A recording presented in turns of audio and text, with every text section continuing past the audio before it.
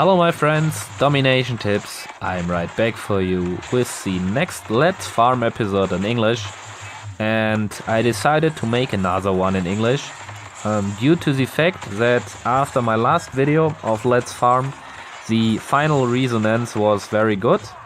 Nevertheless, that in the beginning there was some very negative feedback, or even no feedback, just only some dislikes, no comments why these dislikes were posted. So I was not quite sure, and I thought already about stopping the episodes. But as I told you, finally there was some very good feedback, some very positive, where some guys told me, okay, hey, it's very helpful, let's try to do this, let's keep it short and not do so long videos about 40 or even 50 minutes. So I decided to try to go for it. We are also in our next World War, and let's talk a little bit about this. We are playing against Dominion Alpha. It's, I think, an Indian war alliance, very active, very engaged and something like this. High donations counts and something, line chat, line app, so very good communication, and we are able to get 1000 of glory. So we expect a World War which is nearly equal hard as our last World War against Viking army, place level at 40 at location, or even place 47, I think, in the world ranking of all alliances. We had a stalemate against a Viking army, 200 of 200 stars for both alliances. But let's talk about our current enemy. Our current enemy is interesting. Oh, defensive coalition. That was not active before, so I think Gabbar Singh, my mirror account, reacted to our activation of some coalitions, and also activated one defensive coalition, which will be a matter for me in my attack in 1 hour, I think, in 90 minutes. Here we have Gabbar Singh, level 196, so probably or nearly completely maxed in the global age. Forbidden City player. The walls are all at level 10, or nearly all, even some level 11 walls, but also some level 9. So let's be honest, a very high leveled, high upgraded enemy with not the best layout. So hopefully if this enemy will not change his layout until the war begins, I have some good chances to get some stars over here. At least his generals are very high. So I'm afraid of the generals. 3 generals at level over level 21, so tank driving generals. But let's see, guys. I can't say anything, because if he is rebuilding or restructuring his base before the war begins, all planning was for the ass, useless. So we will see when the war begins. Due to some feedback I got from a very active alliance member out of my alliance, Zeratul, I changed my base layout from this one over here. This is not completely my base layout, but nearly all defensive buildings and walls and something like that are placed in my old layout. So this was my old layout, and I changed now to a newer layout, to a very alternative one. Oh, that's not my layout. Sorry guys, this is the layout I always activate before the war starts, so that if the enemy are trying to scout my base and make a plan, they will see only this happy face over here. I wanted to tell you about this layout. And yes, probably some guys now will clap their hands or even ask me whether I got crazy, because this is my war layout, like you can see on top. So my World War base layout, and my town center is nearly completely undefended and exposed. Yes guys, it is obviously so, and I also reacted like you maybe have reacted now. But fact is that in our last World Wars, and you saw it now in our current World War, my mirror numbers, the enemies which have to attack me, or which at least do attack me, are all at level 190 something, so even maxed out in the global age. Even at least all of them have offensive maximum power from the global age. And let's be honest, my base is at Enlightenment Age Plus status. I have some buildings which are only available in the Industrial Age, and also upgraded some buildings to Industrial Age level. But in total, most of my buildings are not upgraded and even on Enlightenment Age status. So that means an Enlightenment Age plus base has to defend against Global Age max troops, which even have also some offensive coalitions. And during the last World Wars, we saw some very active, very good and strategic players, which always, nearly always, 99% chance 5-starred my base, and that was very disappointing for me and also very sad because I could not learn anything from these attacks. So I decided myself to say okay, hey, we have 5 stars, of which I want that the enemy is getting avoided to take as many as possible. So if I'm not able to avoid the enemy getting the quick victory star, why don't I try to avoid the enemy getting 5 stars by not getting 100%. That's trying to solve this problem from the other side around. And so my town center is not that much important because it has a an area of 6 by 6 feet or 6 by 6 fields. That means it's the largest building in the complete game. It's even larger than some barracks or even world wonders. And so if you have it inside your walls, you are wasting very, very much space. And that means that if I cannot avoid enemy from getting the quick victory, why don't I put it outside and let it be easy for the enemy? Because if the enemy is now scouting my base, he saw the town center is exposed and very easy to take, and so the enemies are getting uncareful. They are just attacking and saying, hey, okay, the most probable thing or the most hard thing to get, the quick victory, is very easy, so I don't make a really huge plan, and so I just attack. I have some barbed wire over here, which is not making any big difference, but if the town center is that much exposed, very often enemies are not careful and even triggering the town center so that the defenders will come outside. But even if the enemies are just not doing this, and if they are very strategic, destroying my town center, getting 2 stars very early in the game, then my complete base is just only created to have the largest or the highest amount of defensive buildings which are shooting at the enemy. So this is a complete defensive base. I only have some resource buildings over here because I have not any more defensive buildings which I can place inside without getting any disadvantages.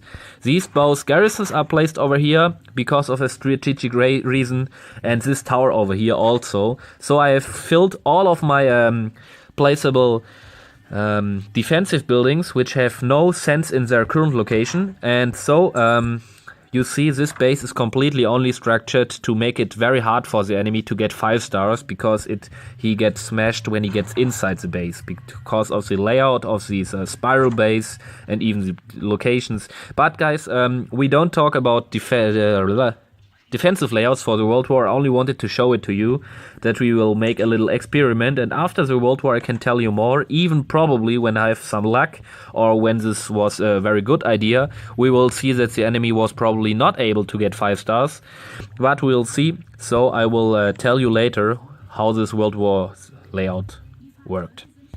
What the fuck? I don't know what this war elephant is doing, but it seems like he's really liking or really loving this mortar, and they are trying to get some childs together. I don't know.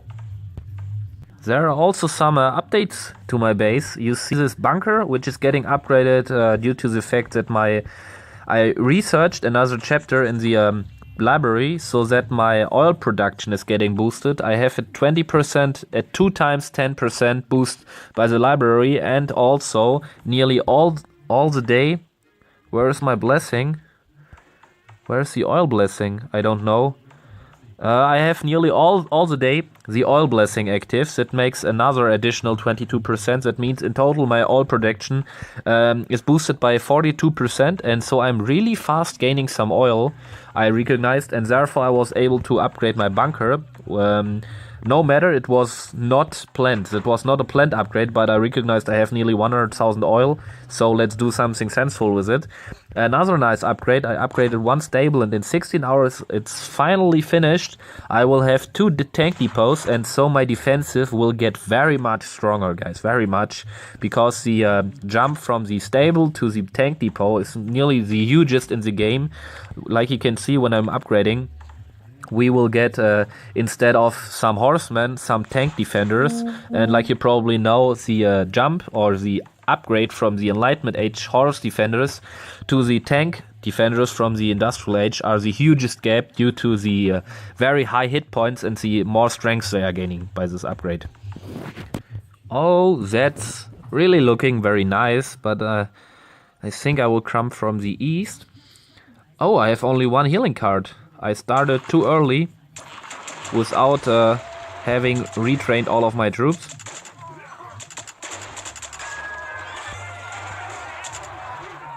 There's another additional factor if we are talking of the World War. I told you probably we see some changings, and I have some good choice. I did some good choice by choosing another additional or even alternative base layout. But the current running event of the elephant archers, I think, of the elephant stable or whatever it's called, is a very highly dangerous thing, because the elephant archers are nearly the probably I'm quite sure the most dangerous troops inside the game, because I don't know whether you have seen their statistics, but the elephant archers have nearly the damage of an howitzer. That means they are ranged troops with a 5 range, like even artillery or even howitzers, cannons like this. They're able to shoot above walls instead of generals, which cannot do, like Napoleon. And they have very massive hit points. So these are just howitzers on drugs, on steroids, because they are 10 times as strong or as durable as ordinary howitzers. They have nearly the same damage and even the same range. So I only can recommend to all of you, I will show it later, the statistics of these beasts. I only can recommend to you to choose most of these elephant archers, because also they are only needing 1 space in your mercenary camp, and that's really ridiculous because they are so strong. And that's also a reason why in current World Wars it is so usual or so ordinary to see 5-star winnings, because if a player is really intelligent, he will take many of these elephant archers, and so 5-starring another base or even an enemy base is much easier than ordinary. Here you see this ridiculous beasts. You see damage per second 702, an Industrial Age maxed out artillery, and my artillery always has researched all bonus chapters, like 10% more attack speed and something like this. My Industrial Age maxed out artillery has a damage per second of 597, I'm quite sure. So the elephant archers have even more damage than an industrial artillery, and I'm not quite sure, 10 times, 11 times even as much as hit points as them. So range of 5, so completely overpowered these units. That's the reason why I'm using 4 of them in my mercenary camp, because they are so strong. I also tried or thought about taking 6 of them with me, but I like the Flampanzer also very much, and I need some tanks because I'm only I'm nearly only using some ranged troops, and if I have no meat shields and close combat fighters which are taking the damage from the mortars, I will be screwed up in the next attack. Looks also very interesting. A little amount of oil, but okay amount of gold. Traps are triggered, so very obviously the town center is completely empty.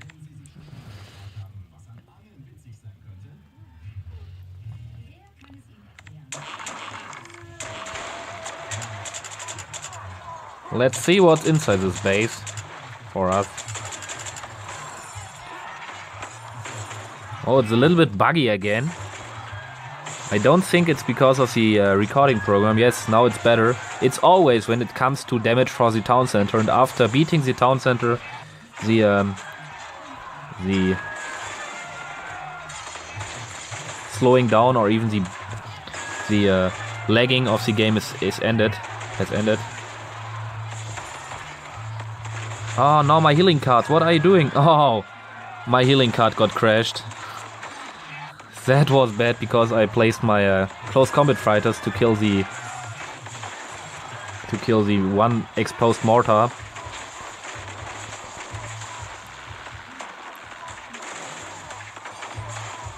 Oh, I will also lose some artillery. Wow, bad attack of me. Really bad attack. The troops split it up, and I was not able to protect them.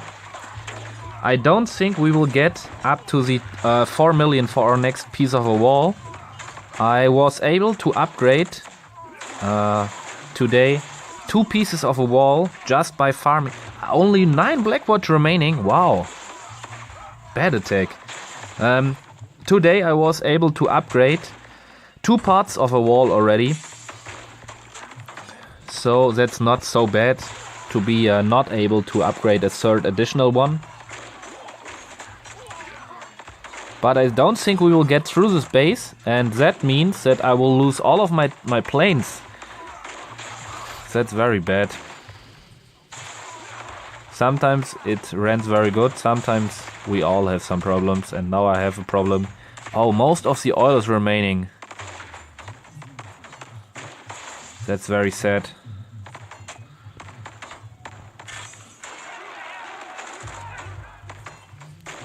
Yes, I think I will get the oil. Come on guys, don't shoot at these empty resource buildings. Get me some oil. We won't get through this base and I will lose all of my units.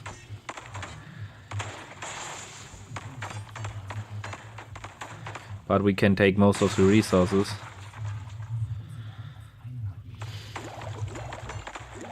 And then I'm really looking forward for the Worldwar attack. I'm not quite sure. I think I will do it in German, because the last one I did in English. Yes, now my troops are screwed. Get the last oil, then we can go. Yes, let's go. I dropped my medal count before to be able to farm the last million for the second wall, piece of a wall, just by doing it not mainly. So I did not activate some blessings, but I was at 3 million, and then I trained only some raiding army to be able to rush or even to raid the last million of gold in 3 or 4 attacks, or even 5 attacks very, very fast. Therefore my medal count is that much low, and it would be very much better if I had been concentrated and searched or waited, or even waited with some patience for some enemies with low bases but high loot. But instead of this I chose some more stronger opponents, in which case I was too stupid to destroy the bases, and therefore I'm ending up with 2 I don't know millions before I can upgrade the last piece of a wall, the third piece of a wall, before my blessing will end. What I thought about as new upgrade projects in my base was when the stable or the tank depot has finished tomorrow midday, then I will put the 3 citizens not in another building, but I will put them back into the university, because my plan was to always have 6 or even 7 people in my university, to being able to simultaneously research the 2 skills for my mortars, the hit points, upgrading costs and even damage, as well as the tower upgrading costs, hit points and damage, so that I can finally get to the Blackwatch health and Blackwatch damage over here, which are very valuable chapters for all of you which are playing with a high amount of ranged fighters, or even more especially for the guys of you which have nation specific ranged fighters. because you are able to research 30% additional damage and hit points for your ranged fighters. That means a lot if it comes to fights, very a lot. I'm really looking forward to it because my British ranged troops already have a boost of about 15%, and they will get another additional 30%. I'm not quite sure how strong they will be and how this boosted strongness of them is feeling when you are attacking, but I'm really looking forward. When my second bunker, or my first bunker, is upgraded to level 2, I don't think that I will have enough oil to upgrade the next one already, but I'm quite sure I will do one of these 3 buildings, but I'm not quite sure which one. You can just post it down in the comment section if you think one of them is more sensible to upgrade first, because I've already upgraded my main air defenses, and this air defense is only something like reinforcement or support in my base. But I also thought about doing the last stabilize upgrade so that my defenders are nearly maxed out. The most important defenders, the tanks, are then maxed out. Or even I could upgrade my storehouse so that I have additional 2 capacity for even national trade goods as well as my ordinary trade goods, which this fact will give me some more chances or even opportunities to activate even blessings or get some mercenaries. So I'm not quite sure. I think all of these 3 upgrades are very useful. My barracks are in 2 days fully upgraded so that I have fully upgraded so maximum capacity and even maximum strength at the industrial age. And when the barracks are getting ready, I'm not quite sure what to do. I also could slowly but steady start to upgrade my mortars, because all of the other very important upgrades I have done, and I can go to the mortars, even probably do some towers simultaneously if I don't have 4 but 3 citizens 3. If I have done all of this, I will also have enough oil between all of these upgrades to get my last bunker, and then I can go for the towers, and as last upgrades I think I will choose the redoubts.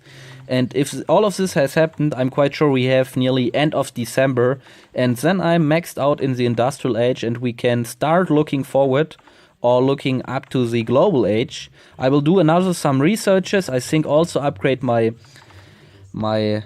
caravans. I think, yes, caravans. And I also could spend my citizens one time again to get rid of 2 more pieces of forest. But if I have done all of this, I'm quite sure I will not wait as long as I thought. Then I will go for the global age, because I'm quite sure at the end of December it's very close or even already released, so that the atomic age is already out.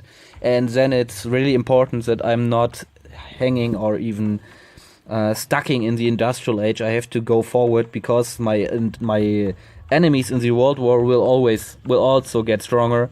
That means atomic age enemies, and with industrial age troops I will not being able to beat them, I'm quite sure. Our WhatsApp group for information, news, upgrades, updates, support and even feedback of our strongest players also evolved. I'm quite sure I recognize that many of our players which struggled a little bit and were so reliable now got very much stronger, because or due to the fact that they have no open-minded or are open-minded and going into the WhatsApp group, just being straight and honest and say, hey, okay guys, my enemy I have to attack in the World War, I think it's quite too strong for me. But I know from your attacks that there is no too strong. You have to try yourself at nearly all of the enemies, at nearly every enemy, just to get better and more experienced. So we are giving them some feedback, drawing some tactics or even some strategies.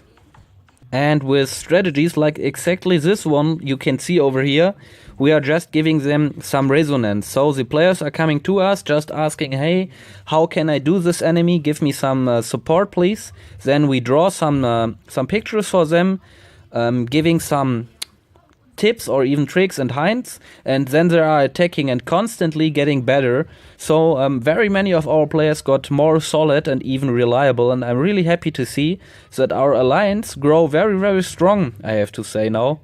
That's only one example we draw. We are drawing with different colors to highlight the steps from setting your troops, of which the buildings have to be destroyed, and when they have been destroyed, at which places it's very advantage to sabotage, because you are able to sabotage more than only one building, then rallying inside and something like this. And if you are in the WhatsApp group and it's that much easy to share some tactics or even strategies for the attacks are much stronger in the World War and much more assisted by strong players which have enough knowledge and experience to guide attacks like this, even on stronger enemies like than your own troops are. Until now, I also only did base reviews and base ratings for German alliances. But there's also the possibility or the chance, if you want that I visit your alliance or even some special members of you which want to get some ratings and even some recommendations for their bases, just tell me how your alliance is called. The name of the alliance, probably if there are more than one alliance which is called in your name, just some special writing specialists, like if your alliance is not wrote or written in an ordinary way, how high your medal and even glory count is, how many members you have, if you are opened or even a closed alliance and something like that, so that I can find you, and then I will visit you as soon as possible and give you some ratings. Because until now, like I told, until now only German alliances got visited and recommendations. And if there are some English or even other alliances are interested in, just post me the name of your alliance. I'm really happy to visit other guys and see new alternative base layouts. My training blessing is nearly over. I think we will do one last attack when my army is completely trained. And then, guys, this was the end of my episode. Give me some feedback, some resonance, like always. We'll see us then soon for the next World War attack, I think. This one looks pretty sexy. I don't know why guys are using this base layout, because it seems obviously very good protected, but due to the fact that all of the very important defensive buildings which can weaken or even destroy or kill the enemy are so exposed, this base is very, very easy down and killed, or even the defensive buildings are down, and then you can go and attack for the resource buildings, which is very easy if no defensive buildings are remaining. I have to wait. Now I can rally due to the redoubt, which was still active.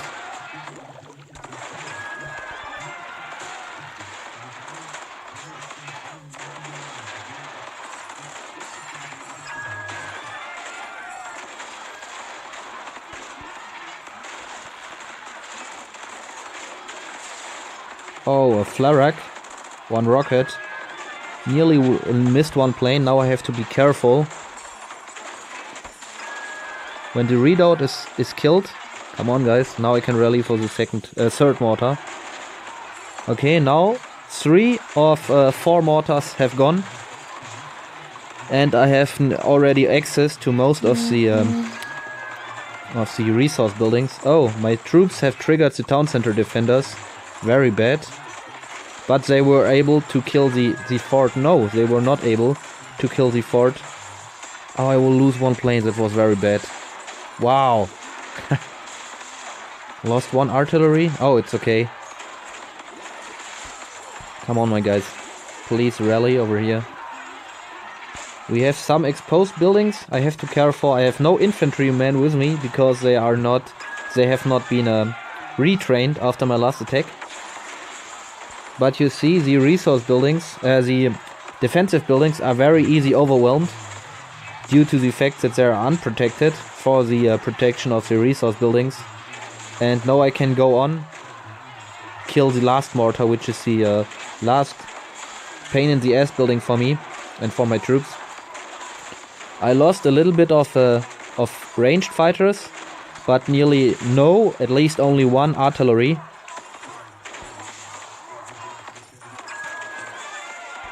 That means this was a very cost-efficient attack for me. I did not invest very much, but I got very much resources without very much effort in case of, or as sort of use tactics.